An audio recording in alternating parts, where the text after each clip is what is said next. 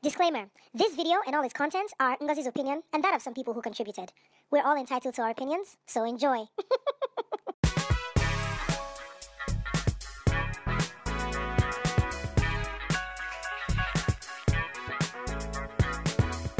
Hey everyone, welcome to another episode of The Ngee Show. My name is Ngozi, and on this episode,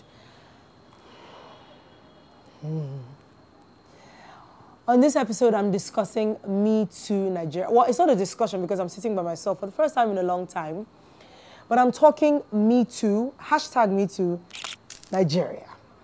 And let me tell you what I mean by that. So, in recent times, well, not that recent, the MeToo movement was started by some amazing women in the States based on their experiences, and something that was just a hashtag and a phrase became a viral sensation and everyone was talking about it. Some bold women in Nigeria, hashtag MeToo, it didn't gain traction here simply because it's Nigeria. Simply because we don't talk about things like that. But then the whole Bill Cosby thing happened. My heart broke. It really, really broke my heart. I saw this image of him being escorted into the courtroom. This man is pretty much blind. His family has deserted him. He was Dr. Huxtable, you know? He was our TV daddy while we were growing up. And so for me, when I saw and heard the things that he was being accused of, my heart completely broke. And I'm not even gonna lie. This is what kills me the most, is that I was one of the people that defended him at the beginning. I was like, what is it? It's not possible, it's Bill Cosby, but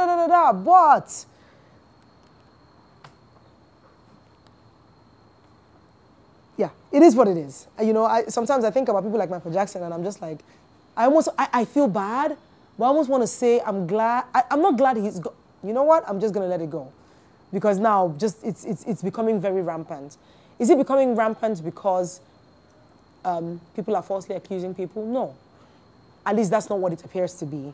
Is it becoming rampant because women are finally speaking up because of what has happened to them over time? Yes. Oh, I can't believe my ears and what everybody's saying. In my head, and I say this because I count people that I know and the things that I've heard that have happened to them, out of 10 women, 7 at least have been sexually harassed or probably molested by someone that they know, close uncle, aunt, friend. I've had people who I called uncle. So hey, hashtag me too. But back then nobody talked about it. Till now, people still don't talk about it because it's a problem for you, not for the person who did anything to you. Unfortunately, some women didn't recover well. Some people didn't have a good support system to carry them up when these things happen to them. And so as a result, they are damaged or dealing in whatever way that they can. So for me, I come here today to say, let's have this conversation. Let's say, why is it not working? And I think for me, it's a few things. So one, this is Nigeria, right? First of all, it's a man's world. Then Nigeria is a man's country where a woman is brought up believing that her biggest achievement is going to be marriage. You're preparing yourself to become someone's wife. And so if you were molested or raped, chances are that diminishes your balance of being someone's wife. And as a result of that, why would you talk about it if you were touched, molested, whatever you were? You don't talk about it because how can anyone marry you? Especially if that is the ultimate goal. You can't talk about it. So that's one. And then two, we have a culture of silence in Nigeria. In fact, in Igbo land, they call it Imado wa George. Mado no wage George. Don't tell anybody about it. In fact, if you tell your friends, you expose yourself.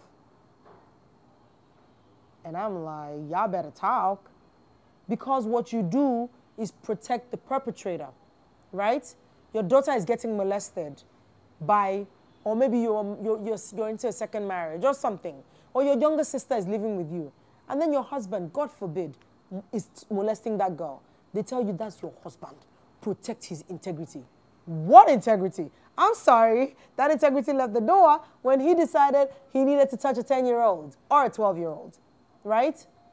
You need to think about the future and you need to think about the young people. Don't tell the young girl, after all, if you're not wearing bomb shorts. No. So number two is we have a culture of silence. Let's stop shaming people who speak up. Now, Are there people who might fake the news? Possibly, because I have been in a situation where I know someone very close to me who was accused of rape falsely. So that has happened. However, I think it's worth it to at least hear the person out.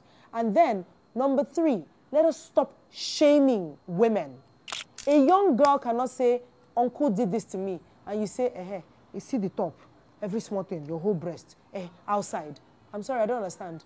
His trouser is tight, there go and touch his I'm sorry, I don't know if I can say that on screen. Don't shame young girls. If a young girl comes out and says, oh, this thing happened to me, hear her out, investigate, and then decide what happens next. Because we are literally destroying a generation of women. So when I say MeToo Nigeria, I'm not saying now that, okay, the whole hashtag should start trending. I don't even know what's going to happen if it does. Oh, my goodness. Like, what happened in America, I don't think it's going to happen in Nigeria. We're too far from that. We're way too cultured, way too protective as a nation, way too communal. It's not, I don't think it's going to happen in my time. That said, if a young woman comes up to you as a woman, it behooves you to listen to her. If a young woman comes up to you as a man, it behooves you to listen to her. And you, dear man, who cannot control your urges, seek help. I swear, nothing will happen. You need help. It's not natural. Waiting. See the skirt that she's wearing. If I give you the thing where you find. I'm sorry. Did I tell you that I was looking for something? Again, caveats. There might be some people who dress a certain way because they're looking for something. Still ask, babe, are you looking for something? Yes. Oh yeah, take. Don't give her by force. And after all, that skirt said you were. No, my skirt didn't say anything. It's not human. It didn't talk to you. Stop it. So again, let me go back to number 1. It is a male-dominated society. So we understand that women are aspiring to be accepted by men in the workplace, in the home, in everywhere. And as a result of that, when you talk about things like that, it diminishes your own value as a woman because you feel like, anybody, if they have raped you, who wants to marry you, right? Even a sister will tell her brother that one don't rape. I beg. Number 2, culture of silence. Guys, let's stop putting padlock on people's mouths. Yes, a loose tongue can start wars, but at the end of the day, a loose tongue can also save a life. Number 3, stop shaming women. If they come to you and say, see what happened. I don't know what would have happened if at the age of 12, an uncle had decided to get weird with me and I had decided to tell my mom. I don't know. I don't know what would have happened, but a lot of people didn't. And they dealt. They just dealt. We just moved on. We thought it was normal. You just walked away and just kept on living life and hopefully there's no damage. But young people don't need to go through that anymore. So guys, short episode, very quick PSA to say, MeToo Nigeria. It doesn't have to be MeToo, but it's, let's allow the woman to blossom. Let's allow her to be all that she can be. It's not only fashion and plastic surgery that we must catch up on. Yeah? Thank you so much for watching. My name is Ngozi, and I'm sure there'll be comments, but if you have any comments, make them in the box at the bottom of the screen. If you have any episodes you want me to discuss, please send an email to the email address on the screen. Follow me on Instagram, and until next time, please keep it real and stop shaming women. Bye, guys.